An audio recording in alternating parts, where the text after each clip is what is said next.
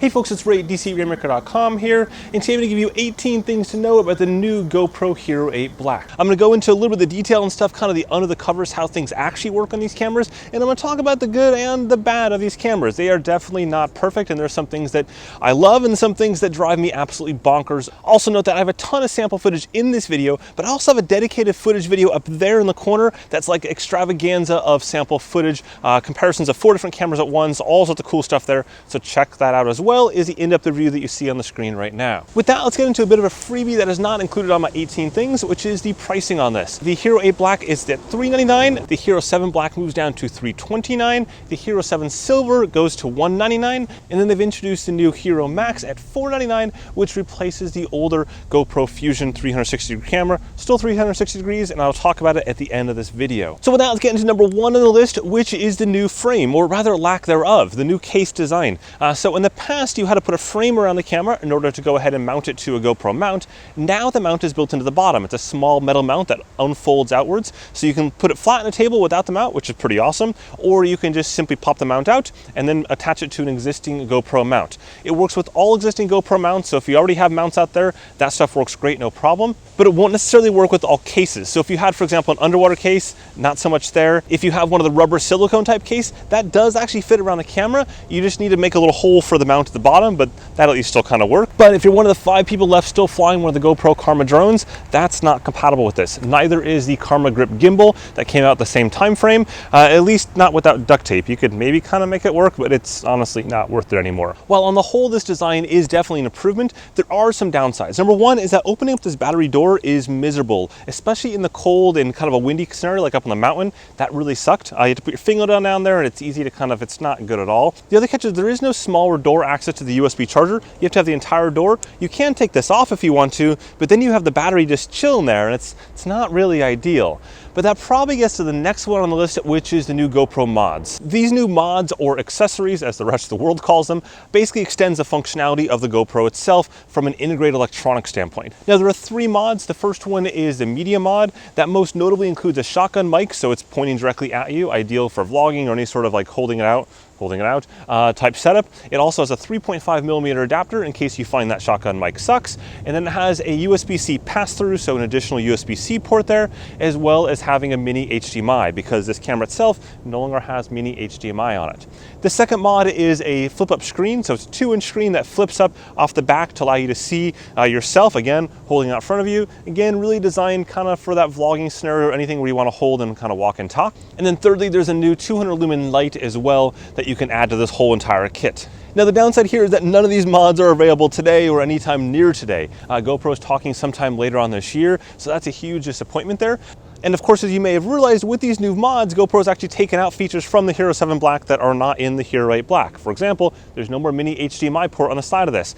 In addition, if you want to charge this on the go, that kind of sucks compared to the way it was in the past with that small little door that made it really clean to keep the battery locked tight, but you could still access that USB charging port. So all in all, I'm excited by the mods. I think they're really going to be cool once I get my hands on them, but I'm also disappointed in the fact that they've taken some of those features away from the Hero 8. Next on the list is the new HyperSmooth 2.0.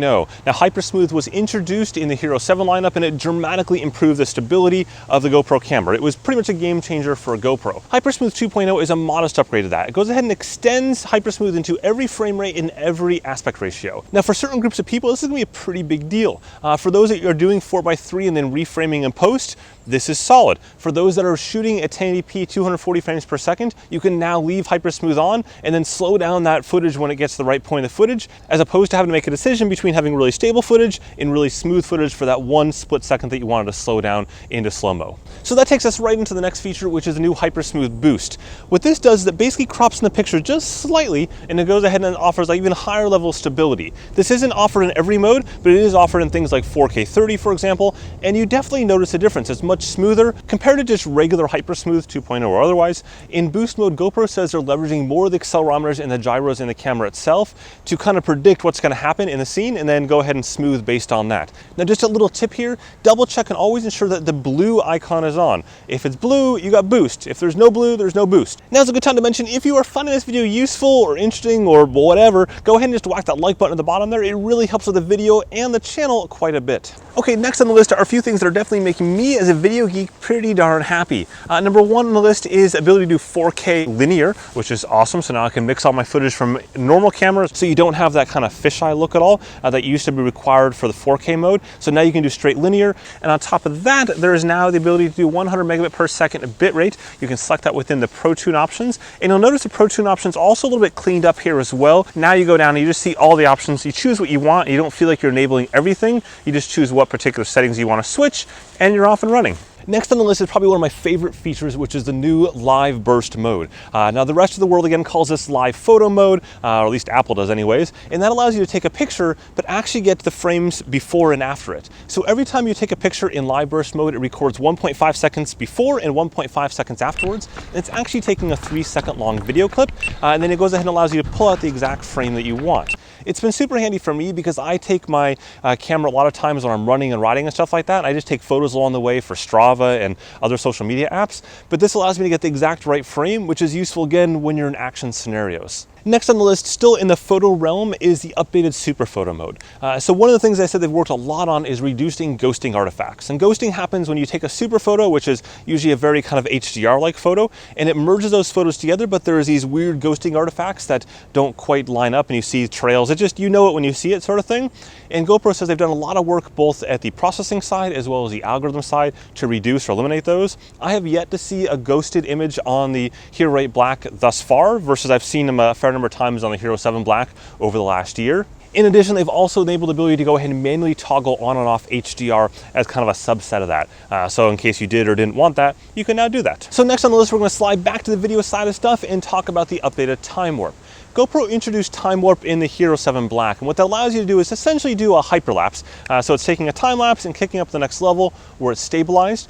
But with that, you had to choose a toggle of exactly how fast to make that hyperlapse. And for a lot of people, myself included, you weren't really sure how long that we wanted that to be. So what GoPro's done is a new auto mode. So instead of choosing an exact timing, you just choose auto and it'll figure it out for you, which has been pretty useful. I found in my testing thus far, it's actually nailed kind of what I wanted. It's sped up and slowed down where I expected. So that's pretty good stuff. If you want the manual modes, don't worry, it's still there. They didn't go anywhere. Next, we got the new digital lenses. Now this is probably more of like a marketing term, but you'll see it different in the user interface, so I'm counting it as a new feature here.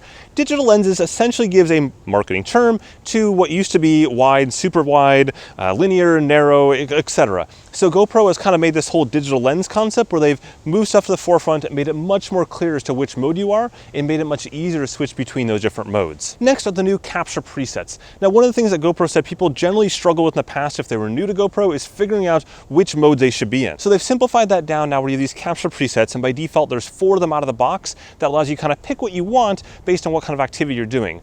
But what's cool about this is you can extend this now and create your own capture presets. So in my case, I can create one that is for 4K linear that I'm shooting when I want to mix in, DSLR camera footage, and then I can shoot something for slow-mo and so on.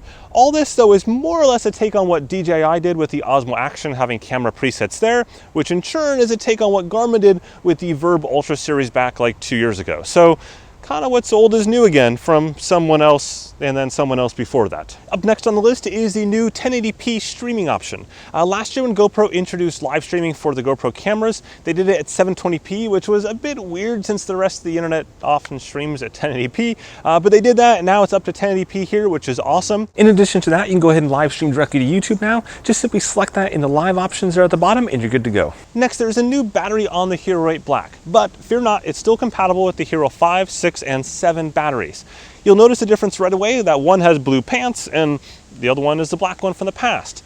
They both work interchangeably in either camera, so you can use a Hero 8 battery and Hero 7 camera or vice versa. The only difference is that GoPro says on some HyperSmooth 2.0 modes, in particular with Boost, it may not work as well on the old batteries as the new batteries. Also, I have tested third-party batteries. I tend to use myself a ton of third-party batteries, and all those seem to work just fine. I haven't seen any of the issues that the GoPro is talking about on either older batteries or third-party batteries with HyperSmooth 2.0. Next on the list, there is a new lens. Now this lens, GoPro says, is 2 times stronger than the past. I haven't taken out a hammer and swung it harder to see if that'll hold true, but they say it's 2 times stronger. They did that via increasing the thickness of the glass itself, so it's up to 2 millimeters. From the past, it was 1.3 millimeters. And with that whole thing, they got rid of the ability to remove the lens off the front. So that is definitely a bit of a bummer, especially if you break it, then you have to go ahead and get it back to GoPro support to get swapped out. Now, GoPro does note though that with their GoPro Plus subscription package, that allows you to get it replaced on the fly without any questions asked. So that at least is positive. And of course, GoPro Plus has like the uploading bit and 50% off accessories and other things that are already useful. But that is definitely a bummer because in the past it was just like 20 or so bucks to replace the lens versus now paying $5 a month. Also, I was concerned that there would be no way to put ND filters on it, but GoPro says at launch they've partnered with Polar Pro, so there will be ND filters available for the Hero 8 Black, so that's not all bad news. Next, the Hero 8 includes a new front microphone. Now, there are 3 microphones in total on the Hero 8. There's one on the front, on the side, and on the bottom, and we saw a ton of audio improvements in the Hero 7.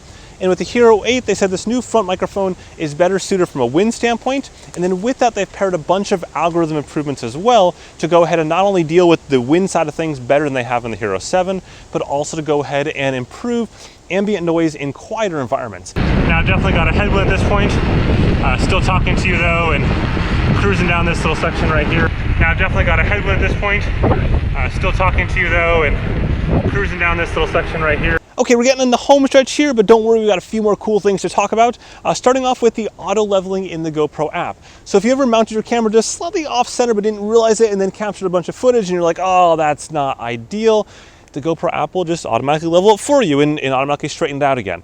So that's handy because certainly you could have used third-party apps in the past to do that, but this is now in the GoPro app itself. Next, a brief note on battery life. I'm gonna put all the battery life estimates right now on the screen from GoPro. Those are the official specs. In my testing, it's pretty close to that and more or less similar to what I saw on the Hero 7 Black in the past. Overall, no real shifts there, either positive or negative in my experience. Next, it's worth noting that GoPro says they've changed a little bit of the coloring on the camera between the Hero 7 and the Hero Black, and you can see that in certain scenarios. By and large, it seems to color better and more true, though I have seen like 1, maybe 2 scenarios in the last month where it didn't quite nail that. Overall, though, it's definitely either equal or better than I've seen in the past. The colors are just popping on everything I do, from photos to videos, so I have no real complaints there. Finally, let's talk briefly about the new GoPro Hero Max. That is, again, the Fusion replacement of the past. Now, the first thing you'll notice, it's a heck of a lot smaller than the Fusion camera was, so that's positive. Number 2, they've gotten rid of the requirement to have 2 SD cards in it, which was a pain in the butt in post-processing and all that kind of stuff. They've also added a 1.7-inch screen on the front of it, which is super handy for framing and figuring out what's in frame or out of frame, because while it is a 360-degree camera, you sometimes want to go ahead and use just a single chunk of that frame as opposed to the entire thing. Further, they've added a shotgun mic to it as part of their 6 microphone array on the camera, so there's a ton of microphones on this camera itself. And then they've added 1080p live streaming as well, so something that the older Fusion didn't have. But I want to kind of caution you that this isn't a case of having 2 GoPros for the price of one plus $100. For example, if you're going to use a single front lens there, it's still 1440p. You're not going to be able to do 4K like you could on the Hero 8 Black. So just keep that in mind. It's a different type of camera, which is a great camera potentially. So stay tuned for later on in October when it comes out, and I'll go ahead and do a kind of a full new things review on it then. Okay, so there you go. That is all the new things on the GoPro Hero 8 Black. You know, from my perspective, if you're trying to decide between buying a Hero 7 and a Hero 8, for the extra $70, I'd easily go Hero 8. I don't think it's probably gonna be worth it for most people to upgrade from the Hero 7 to the Hero 8. And I think, you know, for me personally, I really love the new stabilization of the Hero 8, but I'm also a bit bummed about some of the trade-offs they've made around this, especially around some of the accessory stuff. And finally, if you found this video interesting, don't forget to hit subscribe there, because I got more videos on the way, of course, including eventually the GoPro Hero Max when it comes out, and then down the road, the new mods and plenty of details on all that goodness as soon as they're out. Have a good one.